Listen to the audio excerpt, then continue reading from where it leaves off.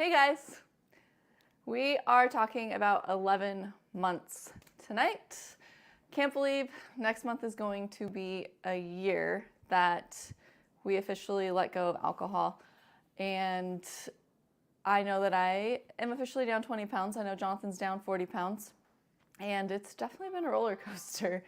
And I mean, your guys' support has been truly life-saving. I get to pour my heart and soul into you guys, and you guys are here helping me, and then in turn I get to help you guys, and I'm loving this community more than you will ever know. Like, I'm beyond thankful.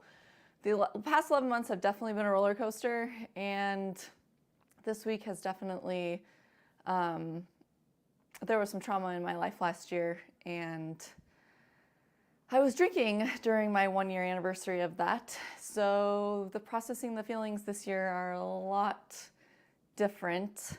I didn't realize what was actually happening to me. So in counseling today, she was like, well, your body automatically knows what is happening to you, and now that you're not drinking to mask it and shove it down, here we are. Full on almost panic attack yesterday, and it's not fun, but it would have been way worse if I had actually been drinking, because last year, like, I just drank and drank and drank, and that's what happened.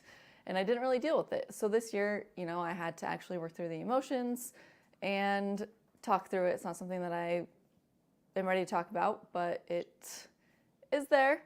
So other things have happened this month that I've had to deal with sober, which have been extraordinarily hard for me and emotional, and it's definitely been a huge eye-opener letting go of alcohol and realizing that I can actually deal with these hard, emotional, painful things sober instead of masking them and shoving them way down. And it's definitely a roller coaster.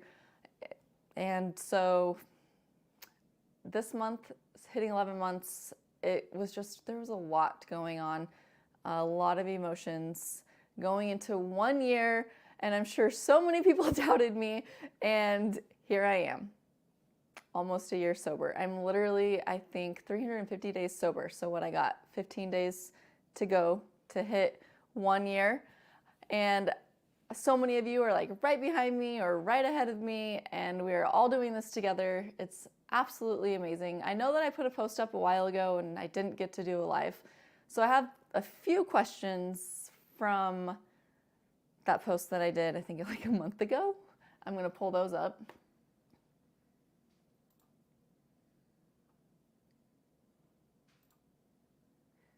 Okay, so from Marilyn, are you finding that you are getting annoyed being around people who are drinking? Also, how would you handle a person who says it's rude not to offer them a beer?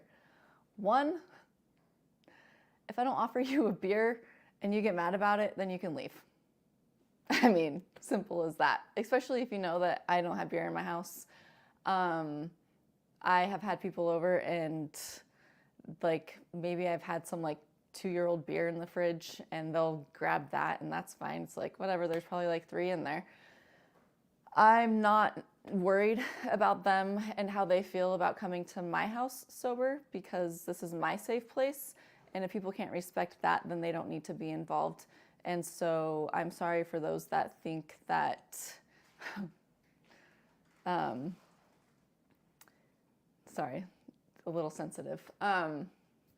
So just because I don't want to deal with drunks in my house, my safe spot, it doesn't mean that I don't like still want people in my life.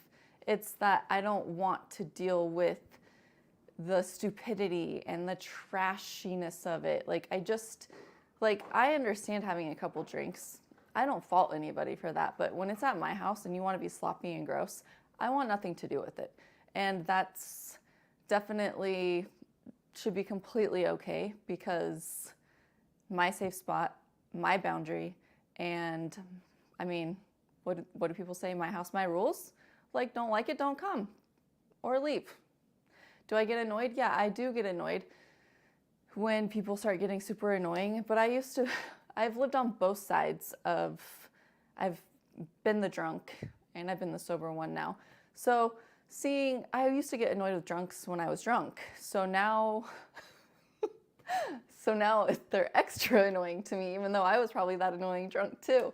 But to me, I was talking to Jonathan the other night, or this was a while ago. I was like, it's kind of annoying because we know how good we feel. We know how much our lives have changed for the better since we quit drinking. So I guess it's annoying seeing like people just want to stay in the same freaking rut and not do better for themselves when they have the potential to do better for themselves. That's the annoying part. And it's sad, it's frustrating, especially for those that are like close to us and they always have an excuse, like it's just part of who I am, I can't live without it, like I can't do this. But it's just because they don't want to, and obviously we can't force them. So I think that's just the annoying part, is people just look at us slightly different, or, oh, you think that you're better than us. No, well, I'm better at not drinking and I'm bettering my life because I'm not drinking, but I've never looked down on anybody. I just know how I feel and what's been done in my family. Like, I'm more present with my kids. I don't choose my kids over alcohol anymore. Like, we try to actually like do things on the weekends or after work hours. And so it's just like way, way better without alcohol. So yeah, in a sense, like maybe I don't look down on people, but at the same time, like if you're choosing alcohol over your children or your family, to me, that's not okay. And I was that person, but I'm not anymore. I've been on both sides, so I can definitely talk both sides. I can say, you're stupid for doing that, and I can say how amazing it is being sober. So, like, I'm not like the one that was sober the whole entire time sitting here preaching to the choir, like, the alcohol is bad. No, I was literally a part of the alcohol choir. I mean, I lived and I breathed alcohol. Next question was from Taylor. What do you think of NA beers and drinks being 0.5%? Do you partake in NA drinks? If so, which ones do you like? Okay, I will be completely honest. I stay away from the 0.5s. To me, in my brain, it doesn't make sense. I know some of you will argue with me or have your own opinion on it. My NA drinks would be the ones that are completely zero. I've found some hoppy waters that they taste like a really light IPA beer. And so I like those. I've tried the Heineken. I did try a 2 Towns pineapple cider. I drank maybe not even half of it and threw it away because it was way too sweet. And I was like, part of me was like, this has 0.5% alcohol in it. I can't drink it. I don't want to drink it. I don't know. My mindset shifted so far away from alcohol that like, even if it said 0.1%, I would probably be like, nah, I don't want to drink that. But I definitely look for zero alcohol, like 0.0% alcohol. To me, that's an NA drink. I understand that some of these NA drinks have a small percentage of alcohol, and yeah, you might have to drink 100 to get a buzz. I don't know. But to me, it's just my mindset, and I stay away from those. I like to make mocktails with like the calm powder, and I find like if I have the watermelon calm powder, then I mix it with a watermelon seltzer, and those have been my favorite lately because it's like a summery, fun, calming drink, and I feel like it calms me pretty well. Next. All right, so from Mark, do you miss the fitness part of your channel, or is the focus on helping of others with sobriety more rewarding? Do you feel there's a movement for sobriety these days? Honestly, I don't really miss the fitness part of my channel. Once we shifted to the sober part, it changed my life. I actually am staying sober, and with staying sober, I'm staying more fit. And I think the fitness industry on social media is so fake. And I don't like fake. So, I don't know. I don't miss the fitness part because there's just too many weirdos out there, and they're not actually, there's, there are people looking for fitness people for actual fitness, and then there's people that are just looking at men or women for different reasons, and I wasn't about that. Not at all. So I don't miss the fitness part. Yes, I still love helping people and talking about fitness and workouts and diets and stuff, but for the most part, getting in front of the camera and working out, just not my gig, not my thing. And do I feel like there's a movement for sobriety these days? Yes, I do. I think that it's definitely shifting. I know, I have a lot of friends that are in their 20s, and a lot of them actually don't drink near as much as my friends that are in their 30s, because I feel like all of us 30-year-olds, we're drinking quite a bit. But now, my younger friends, they barely drink. They'll have a drink here and there, and they're completely fine with it. So kudos to those people, and I hope this movement keeps going. I know there's a lot of naysayers that say alcohol doesn't cause cancer, but those are just people that are in love with alcohol and don't want to ever give it up. So those are the questions. So have I heard of ketones? I have a friend that has done ketones. I've heard some, I don't know anything about them. I just know I have a friend that does them. Right now, my husband's doing carnivore diet, and since quitting drinking and doing carnivore diet, he has lost 40 pounds, and he's not dropping it super fast. So he's slowly losing his weight, which is healthy, versus those people that are like, I'm going to do this quick fad diet and lose weight rapidly, and then I'm going to screw off and eat whatever I want and gain 30 plus pounds back. I have roller coastered with the carnivore diet. I will start off really good, and then the weekend comes and ice cream screams my name and the nachos scream my name. So I know that when you, at a certain point in the carnivore diet, your body does go into ketosis. And I know that it's really good for you. I just haven't really done a ton of the research. One day I will get Jonathan back on here, and he can talk all of these things, but yeah, no, I've never tried ketones.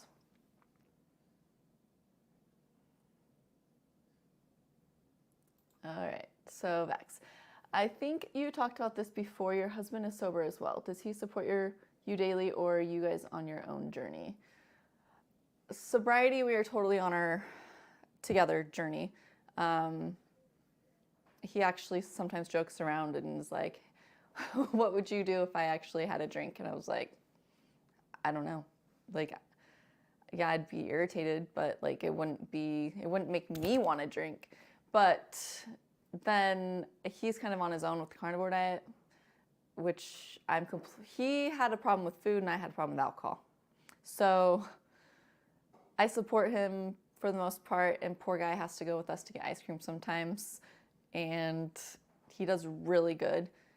And I try to find places to go that are he could find something to eat versus just, I don't know, if we go to Mexican food, he won't eat, and then I kind of question him, and he just drinks club soda and lime. But we're getting into a routine, and we do support each other. I've always been an 80-20 person when it comes to nutrition, and so the carnivore diet is hard for me because I don't love meat, and I start gagging, and I did feel amazing the 6 days that I did it though. So I will say that it is good. And Jonathan says he has way more energy, and his muscle mass, he's lost 10% body fat. His muscle mass is better. He doesn't have any cravings for food. like the bad food, like the breads and the chocolates like he used to?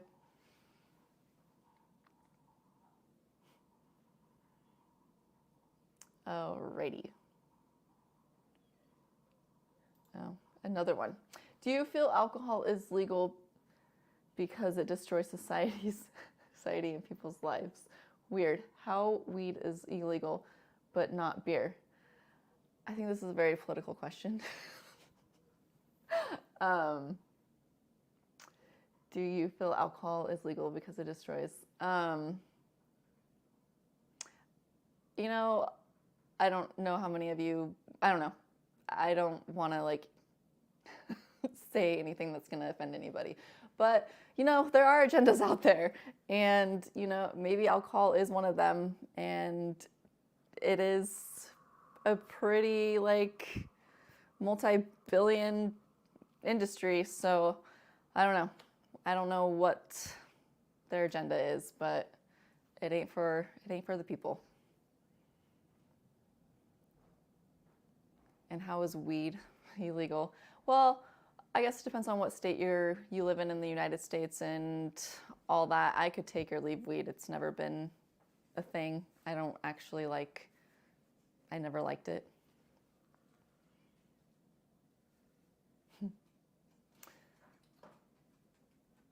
Oh, yes, James.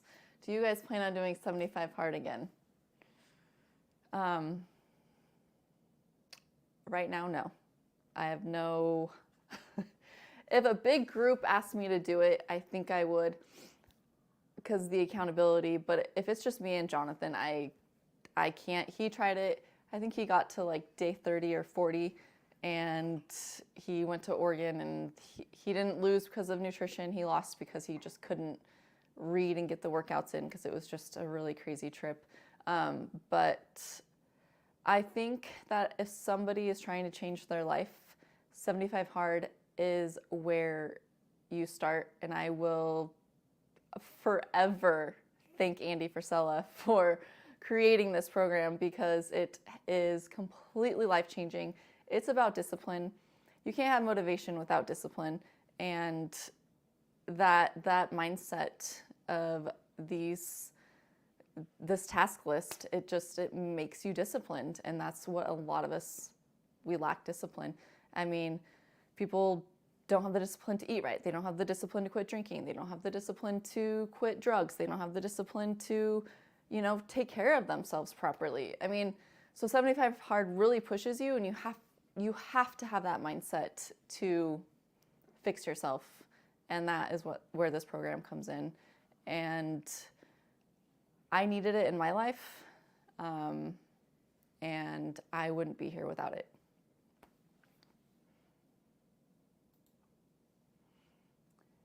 I missed the fitness part of your channel as well. Your workout videos were awesome. Well, if any of you live near me, personal training, just joking. I appreciate that. Working out on camera, it's just not my thing. I was a Beachbody coach for a few years, and I did like the workout videos, but I would critique myself too much in those videos, and then I think it just comes with a whole different community of people and a lot more judgment, I think. I don't know. I don't know. Critic. When you quit drinking, what was the main reason for quitting drinking? Your family, husband, health, etc. Thank you. Honestly, it was 75 hard. I had to quit because of 75 hard, because you cannot drink alcohol on it. But it was around 20 days when I decided I was done drinking, and I really liked how I felt. So I think it was a combination, and then through those weeks and months, I just I don't ever want to go back because I feel healthier. I am more present with my family. I am more active. I like the brain fog. I'm just a completely different person. Yes, I still have an attitude, but I mean, whatever. It's just now it's a little bit more controlled. But like, I don't know. Quitting drinking it's a huge circle of things. And most importantly, I really want to break that generational cycle. I think I read a statistic somewhere. I don't know, maybe somebody said it or I read it somewhere. And don't quote me, but I think 60% of kids that grow up in households with drugs and alcohol end up using drugs and alcohol. And if I can help my kids not turn to drugs and alcohol, I want to be the role model that I don't want to be the reason they turn to drugs and alcohol. Like, point blank, no. Breaking that cycle, no.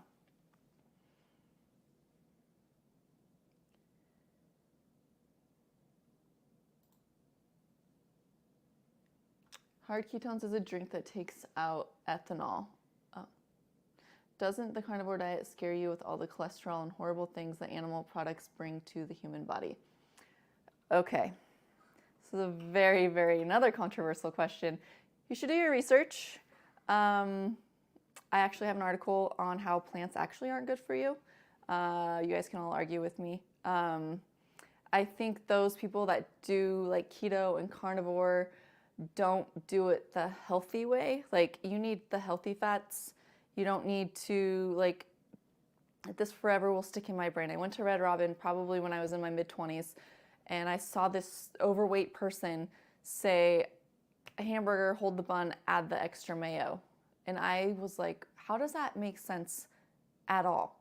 So in my mind, later on, I was like, oh, maybe she should have got the avocado instead of extra cheese, extra mayo. So I think that's where all those unhealthier fats come into play, is where that cholesterol issue is questioned. I asked my doctor about it, and if you also add in like lean meats, you shouldn't have a problem. Jonathan does it with dairy, and he doesn't do it the strict way. There's like so many levels of carnivore. But I don't think it's worried us at all with cholesterol, because we eat the healthier fats. We don't binge on all the fatty meat, like the bacon and whatnot, but like a lot of chicken and, I don't know. I understand your question, because a lot of people question that, but I think if you do it the healthy way and focus on the better fats, it's not so worrying about your cholesterol. And eggs are actually good for you. The whole egg. You can research it.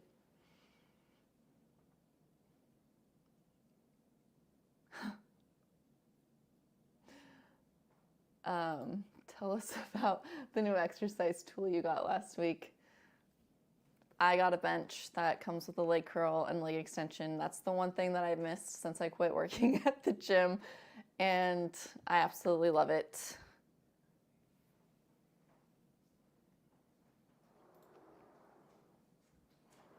It is an agenda. Alcohol keeps you sick. More sick people, more money for Big Pharma. That's kind of where I was going with that. Hello?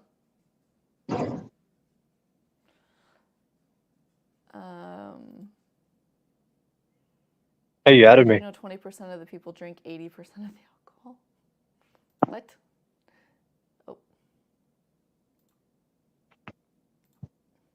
Okay. Did you know 20% of the people drink 80% of the alcohol? Jim, you got me stumped on that one, unless it went over my head.